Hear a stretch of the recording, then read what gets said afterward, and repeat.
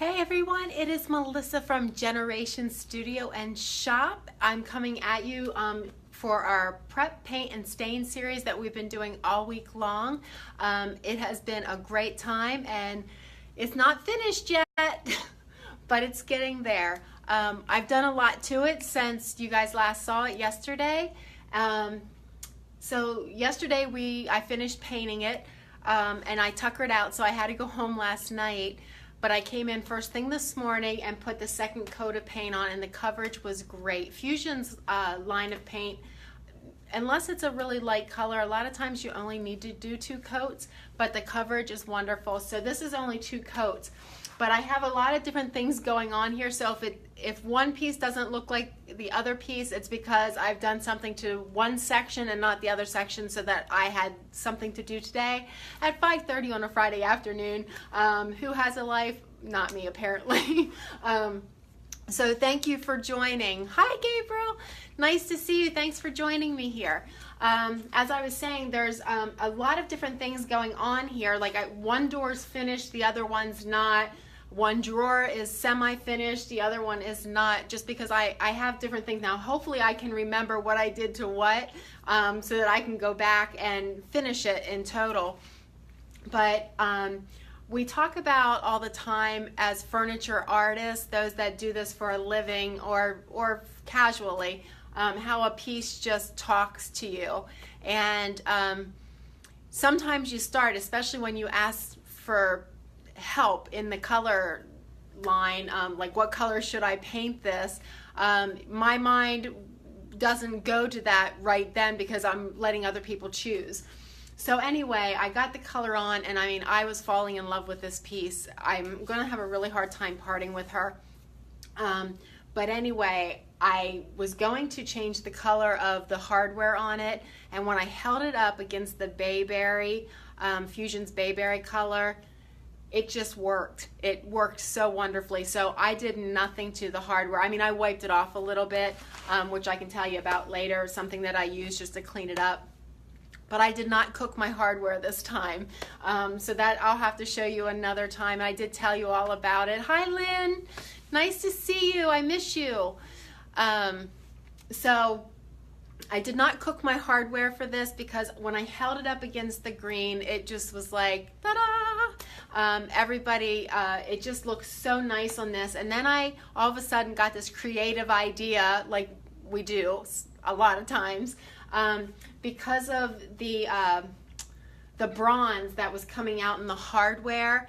I decided to grab Fusion Minerals bronze paint and just go into the detail here into this strip. I don't know if you guys can see it. Can you see it? My lighting's a little off because I'm sort of in a dark area of my workshop, so I added light. So if you can see it, give me some thumbs up or something if you can see the bronze detail that I added in here. Now I haven't finished that because I wanted you guys to see how I do that. So last night I finished painting. I'm sorry, this morning when I came in I finished painting it. I also added another coat of stain on the top. I'll pull you guys up there. I don't know if you can see. Let me just pull you up there. Can you see that top? It came out. It's stunning. The top is absolutely stunning. Sorry, I don't want to get it all up in your face here. Hopefully I don't lose you. There we go. Yay! Okay, so I put another coat of stain on the top just because I wanted it to be a little tiny bit deeper than it was. So after that was somewhat dry, it's still a little tacky on top, but I did put the back up on there. I did attach it, but before I leave today, I'm going to take it off because it's very humid in here. It's not too bad. We have the air conditioner going, but I think it's too humid. I want to leave it overnight to dry. And then what I'll probably do, even though I don't need to, I just want added protection, I'm going to put Fusion's clear tough coat on top of it. It's a wipe-on poly, and it works wonderful. And we'll go over that on another time when I'm just doing that, but that's gonna have to wait until tomorrow. Like I said, I think just with the heat outside, it's like in the 90s here. I don't know where you are, if it's that hot, but it's pretty warm. So after I did that, I was ready to start distressing it. Now I did a few different ways of distressing. I did some wet distressing, I did some sandpaper, I used a couple different techniques, but it's not all finished. I wanted to save some for you as well as the painting of the lines of the bronze. So I don't know if you can tell, but this drawer up here has been sanded. It has its bronze, little bit of glamour in there. It has the hardware on, and this one has not been distressed or waxed. This one has everything done to it. This one has not. I don't know if you can see the difference. This one's just a little bit more deeper than this one. This one's still a little bit bright, and I know the lighting's not helping. Hey Laura, how are you? Long time no see. Get in here, girl. Come on in here and see me. Paint something with me. Okay, so what I'm going to start off with, since I did distress it, this door has not been entirely distressed, so I wanted to show you. I told you yesterday how I wet distress by putting like a piece of wood or a tongue depressor or whatever in a sock and just wetting it. At this point in time, because it's been sitting on here a couple hours, I'm not quite sure that it'll work all that well. It was working earlier this afternoon. So I just dip my sock with my piece of wood in there just to give it some substance behind it when you're pushing, and it's literally just damp. It's not soaking at all, and you just go on your side. There's an art of distressing. I mean, you can distress till the cows come home and you'll be fine if that's the look you're going for. If you're looking for a natural way, you just want to hit those areas where you would bump it, or the vacuum would bump it, or somebody would bump it, or lean up against it. So obviously, like right along the door area, where it closes and opens, where people touch it and everything, I would think that would be a place that you'd want to get a little distressing. So you want to do that like in your high areas. So you just take it, sorry, let me put these on, and rub it against there. And like I said, the fusion might have been on there a little too, nope, it's coming off. And you just want to get in there and rub it. And the fusion does set up pretty quickly, and you guys probably won't be able to see this too well, but when you wet distress, it just brings off a little tiny bit. So I did wet distress some of the areas on here. Another thing I was doing was just taking my 220 grit sandpaper, wrapping it around a sponge to give me a little bit more control, and I was doing it that way. So just hit your ends where you think it would have gotten bumped or dung up or something. And I usually don't do a straight strip, because who thinks of bumping into it and a whole strip's gonna just get banged up. But depending how old it is, the whole piece might be banged up, who knows. So there's no wrong or right, but that's just, I always choose like higher pieces. Another way, like if I shut that door, there's the little detail up here, and how I get into that, I told you guys about the flexible sandpaper, right? Which is fabulous. If you take that and just wrap it around your finger, you can get in there. But another way that I just get some resist going is I take my tongue depressor or your paint stick or whatever, and I literally just wrap it in there. Okay, let me open this, and I can go up in there and distress where I think the door would be hitting, and along the side here where I think that door would be hitting, or where the hands would be going. So I don't know if you guys can see that. Just saw you pop up. Hi Karen, I pop up all over the place, don't I? You poor people. Okay, so I don't know if you can see how I'm distressing in this area, and then also on the door here. The light's probably not a good angle, but I distress right around the corners and everything so that it just looks natural. You guys are getting bopped all over God's creation here. Give me a second. My thing is falling down. Okay, hopefully you stay there. Okay, so those are the ways that I was distressing, and I still have to go in here and distress just a little bit more, but I didn't want to keep you for all, the whole situation of getting this totally completed. So I held up little areas of where I didn't do and what I did do. So like I said, it came to me, I had an artistic moment and I thought this baby needed a little bit of bling, but not so much that it was like boom in your face. So what I did was I took the bronze metallic line of Fusion Mineral Paint because I thought it just, you know, replicated the look of the hardware. And what I did, now this is probably a little bit too dry because I had it sitting, but I literally, can you guys see? Okay. So I literally just come straight down here with my paintbrush and make sure you don't have any bumps by just going over it very lightly. So I wanted to finish this with you guys just so you see that what I did to bring that out. And then so it's not like in your face kind of, you know, metallic, because I still wanted her to feel old. I didn't want her to feel too made up, but I wanted to give her a little bit of glam because she deserved it. And I usually don't talk about pieces, but I know that this, I don't know, a lot of people name their pieces and I think that is so fun. I don't know if I'm not that creative in my mind that I can't think of names for pieces, but I keep calling this a she, so we'll have to think of a good name for her. I would love to start naming my pieces. That's weird, but so anyway, you just come straight down, as straight as line as you can. And then over here, are you guys still with me? Over here, you just go around the edge like that with your paintbrush. And I just thought it gave it some bit of glamour that she needed, but then when it's distressed and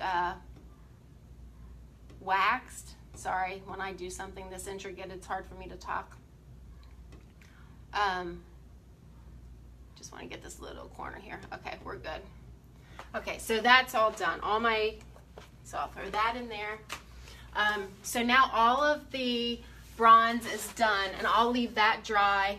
I won't show you how to wax on here because that's wet, but what I can do is come over here and show you how I wax on this, because I did wax this one already, which toned down the bronzeness, even though the light on it is probably making it look brighter than what it is. So let me bring it down, if I can, a little bit more. There we go. You guys got to hit me right on top of the head. Esmeralda. That is perfect. Esmeralda. I like that, Gabriel. I like that a lot. So I am going to be using Homestead's espresso wax. It's like a deep dark wax.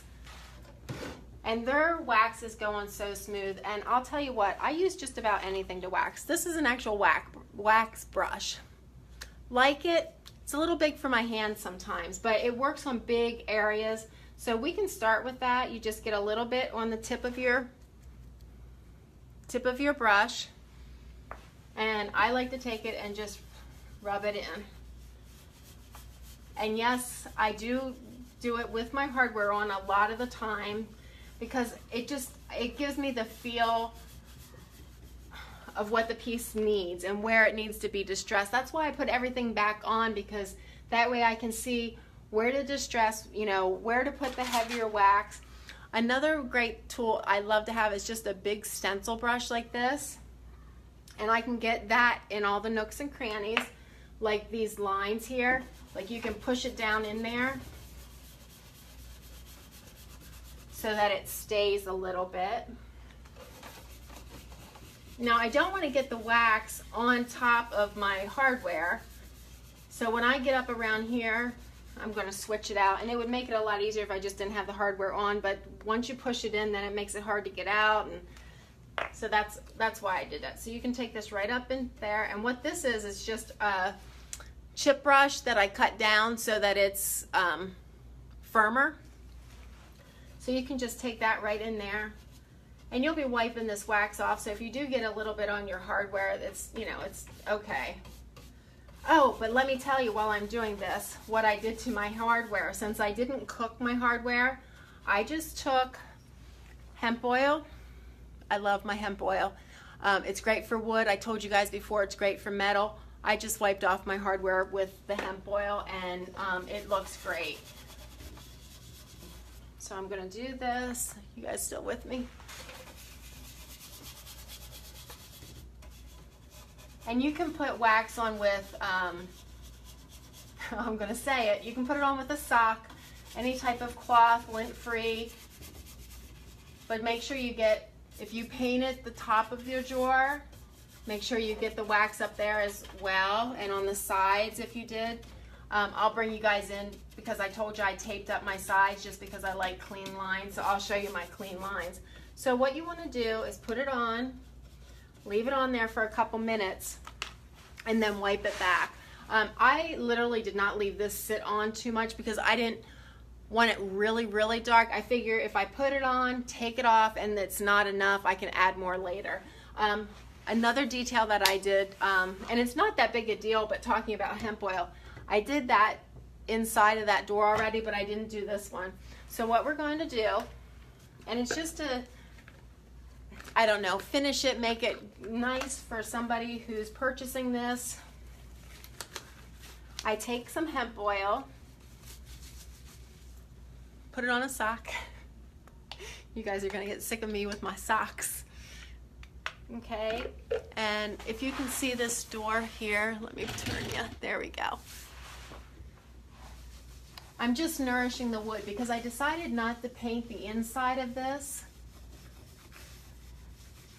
Can you guys see the difference by any means? Can you see how that just looks so much more, and it'll stay looking like that. It soaks in what it needs, but the rest of it, look how dry this looks down here. So we're gonna take that hemp oil and just rub it in, and then what I'll do is come back and see if any like sort of spit out. Hemp oil is great because it soaks in. It almost cleans a piece as well, but it soaks into the wood and just nourishes it. So not only did I do the back of the door on that other side, but I came in here and did this piece in here as well. Since I wasn't painting it, it just it cleans it, it makes it nice, it nourishes it. If there's any scratches in there, it doesn't like heal the scratches, but I don't know, it just makes it look nice. So I'll come back and wipe that off, but I thought that was a nice little added touch to get it going. Okay, so that has been sitting on there. The wax has been sitting on long enough. So I'm gonna go ahead and take my first wax remover, which is another sock. I always keep them in order though, so I know which one has a lot of wax on and which one doesn't. So then you just come in and start wiping it back. And I like to go in circles. But you can see how it toned it down.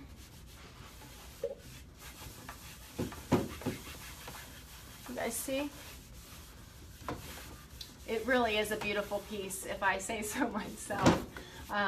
When you start loving on a piece right away, you know. And then I switch out to a sock that doesn't have too much wax on it, just to get the rest of it off. And what I'll do is I'll wait a couple hours or tomorrow morning and I'll come back in and buff this so that it feels really, really smooth and nice. Speaking of my hemp oil, I didn't do this knob because I was going to show you guys. So I just take the hemp oil and go around the whole piece of hardware. I don't think I did that one either. It just cleans them up and shines. So now the top and the bottom drawers match. Okay, isn't it pretty? I love it. So just let me reiterate what I did really, really quick.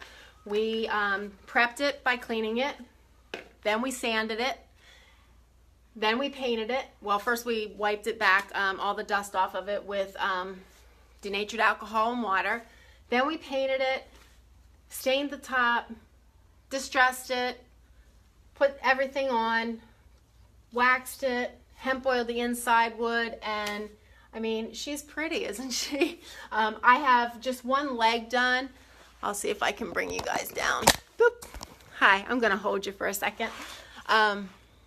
Here's the leg that was done, but you can see how the distressing and the wax, it adds so much character to her. And let me bring you back up here. Sorry for the big thumb shot. Let me see if you guys can see the top of that. Didn't it come out nice for veneer? It's absolutely gorgeous. So that's the top of it. Here's the little back piece that I added on. Like I said, I'm taking that off tonight just so that the stain has a little bit, you know, more cure time for it. Let me back up so you guys can see the whole thing. Hold on, I'm giving you light shots here. There we go. There, can you see it there? Doo-doo-doo. All right. I think that's it, guys.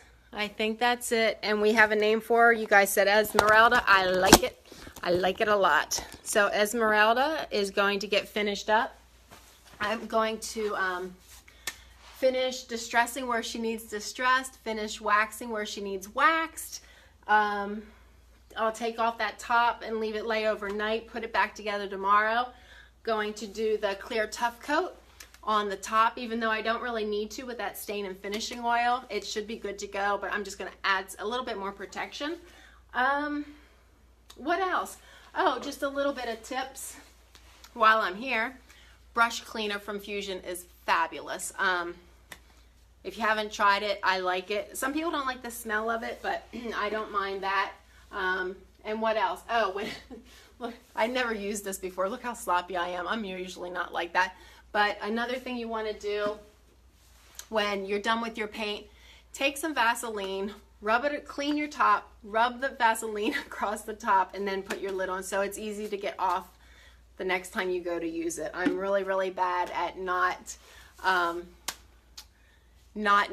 putting the Vaseline on, and then I'm sitting there pounding my jars or running them under hot water or whatever. But Gabriel, you like the soap? Yeah, I love the soap. It conditions my brushes so well, especially my SteelMeister.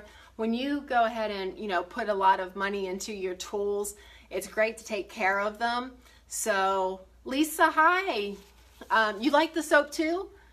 Yeah, I really do. I mean, we go through it here. I like it for all of my brushes, and yeah, it's pretty cool stuff and works well and has kept my brushes very nice. So anyway, I'm going to get going. I'm going to finish this up probably tomorrow. I think I'm going to head home and maybe get some dinner tonight. But I wanted to show you what Esmeralda looks like. Thank you, Gabriel, for the name. I love it. So thank you for joining in on a Friday evening, and I will talk to you later. And I will, when she's finished, I will stage her and everything and put pictures down below or on my page or something, okay? All right. Trying to think what's coming up next. Oh, my other wooden toolbox. I'm going to be working on that next. So stay tuned for that, and yeah, I'll see you then, okay? I'm a little brain fried today. Gabriel, thank you so much. Lisa, thank you. Lynn, if you're still on there, thank you so much. Thanks for joining me. Talk to you soon. Bye.